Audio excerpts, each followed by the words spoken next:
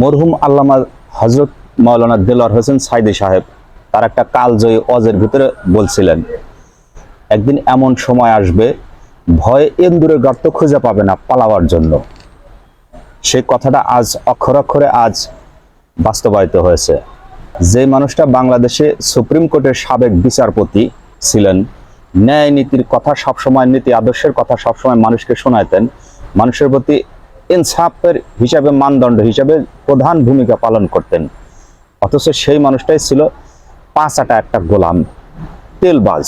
যে মানুষটা বাংলাদেশে 116 জন আলেমের বিরুদ্ধে লিস্টি করছিলেন, এদেরকে ওয়াজ নসিহত করতে দেওয়া হবে না, রাজাকারের আখ্যা দিয়ে তাদেরকে দেশ থেকে যেন বিতাড়িত করা হয়, তারা যেন আর ওয়াজ মাহফিলে কোরআনের কথা যেন না বলতে পারে, সেই মানুষটাই আজ তার করুণ পরিণতি।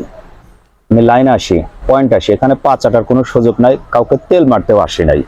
বাংলাদেশের সুপ্রিম কোর্টের প্রধান বিচারপতি শাহাবুদ্দিন আহমেদ ওরফে কালামানিক, যেই কালামানিক 5 দিন আগে চ্যানেল আই দীপ্তি চৌধুরীর সাথে একটা টক শোতে দীপ্তি চৌধুরীকে চোখ রাঙে বলেছেন, আপনি কি দেখেছেন, আপনি কি অন্ধ? আমি দেখেছি। তার হাতে অস্ত্র ছিল, সেই শহীদ আবু সাইদ ভাইয়ের হাতে মাত্র একটা ইউক্যালিপ্টার একটা ডাল ছিল, অথচ সেই কালামানিক আজকে তার পরিণতি। আল্লাহ ছাড় দেন, কাউকে ছেড়ে দেন না।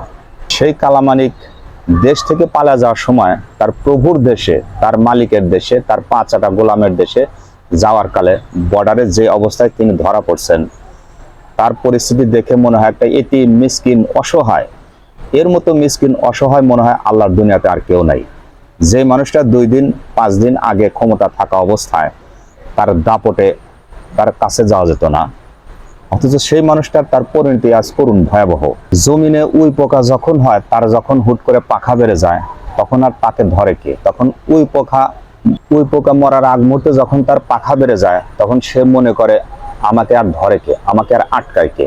কিন্তু উই পোকা ভুলবশত সে আগুনের ভিতরে ঝাঁপ দিয়ে মরে যায়। এই কালামানিক তার ক্ষমতা থাকা অবস্থায় তার কাছে সবসময় রাজাকার, স্বৈরাচার, আলবদরের কথা বেশিরভাগ মুখে শোনা যেত। সকল আলেম ওলামাদেরকে সবসময় তিনি এক চোখে দেখতেন, অথচ আজকে এই কালামানিকের করুণ পরিণতি। একটা চোরের মতো সে পলা যাওয়ার সময় বর্ডার ঘাটের কাছে সে ধরা খাইছে। 10 দিন আগের সেই কালামানিক আর বর্তমানে কালামানিক রাত দিন পার্থক্য। মানুষ ক্ষমতা থাকা অবস্থায় যদি একটুখানি নত হতো, মানুষের প্রতি ইনসাফ করত, আজকে তাহলে তার এই কালামানিকের এরকম পরিণতি হতো না। সেজন্য আল্লাহ তাআলা বান্দাকে ছাড় দেন, কিন্তু ছেড়ে দেয় না, মানুষকে বোঝানোর জন্য। যেই কালামানিক ছিলেন মানুষের ন্যায় নীতি ইনসাফ করার জন্য প্রধান বিচারপতি, আজকে সেই কালামানিক পচা ডিমের সিদ্ধ ঢেল খায়, কাঠগড়া বিনয়ের সাথে দাঁড়িয়ে, এইভাবে করজোরে বিনয়ের সাথে দাঁড়িয়ে কাঠগড়ায় আছে। কালামানিক তার ক্ষমতা থাকা অবস্থায় যদি একটাবার একটু ভাবতো এই ক্ষমতা চিরদিন থাকবে না, ফেরাউনের ক্ষমতা 900 বছর ছিল, তারপরও ফেরাউন ধ্বংস হয়েছে, যদি মনের ভিতরে একটুখানি দ্বিধাদ্বন্দ্ব থাকতো, ক্ষমতা কারো চিরস্থায়ী হয় না। দেশের আনাচে কানাচে অসংখ্য কালামানিক লুকায় আছে, গা ঢাকা দিয়েছে। তাদেরকে এই কালামানিকের অবস্থা দেখে একটাবার ভাবা উচিত, ক্ষমতা কারো চিরস্থায়ী না। কালামানিকের হাতে যখন ক্ষমতা ছিল, তার মুখের কাছে যাওয়া যায়নি। টিভির পর্দায় টক শোতে তাকে তার প্রতিপক্ষ সবসময়কে একঘেয়েমি করে রাখত, অথচ এই কালামানিক ক্ষমতার অপব্যবহার করার কারণে, আলেম বিরোধী হওয়ার কারণে, কোরআন সুন্নাহ বিরোধী হওয়ার কারণে আল্লাহ তাআলা তাকে দুনিয়ার প্রতি দেখা দিয়েছেন, মানুষের প্রতি জুলুম করলে তার পরিণতি কি হয়। কালামানিকের প্রভু যেমন জুলুম করতে করতে দীর্ঘ 15 বছর জুলুমের যখন একটা লিমিট শেষ করে ফেলাছে, আজ সেই জুলুমকারী আজ